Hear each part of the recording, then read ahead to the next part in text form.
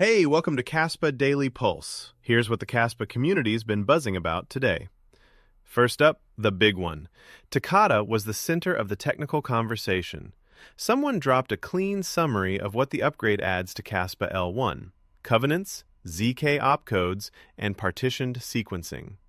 In plain English, covenants are Kaspa native rules for how Kas can be spent, which people are linking to future native assets and vault-style designs.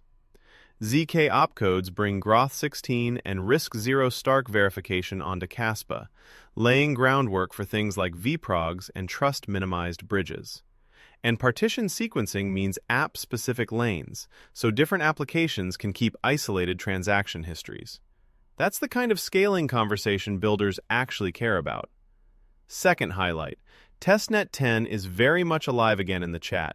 People were asking whether the new Kaspa update was back in Testnet, and the answer floating around was bug fixed, back in TN10, with the next few days being important.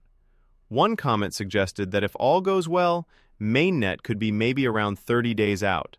Another key timestamp people were watching: tomorrow at 16 UTC, when the community expects to see whether devs did a good job.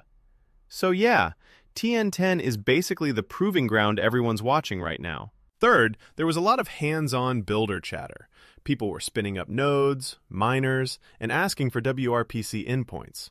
The shared endpoints included Testnet 10-wrpc.kasha.fyi and TN12 reset-wrpc.kasha.fyi. There was also joking about CPU mining testnet coins, but underneath the jokes, the signal is clear. People are testing, connecting, mining, and trying to break things before mainnet. Fourth, a more technical pain point came up around KIP 0009 and the storage mass rule. One builder said it had been blocking their ideas, especially with transactions using 2 inputs and 2 outputs, where one output was under one Kas.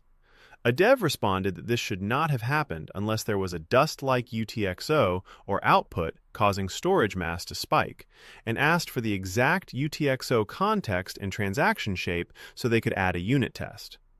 That's actually a healthy sign. Real app builders hitting edge cases, and devs asking for reproducible cases.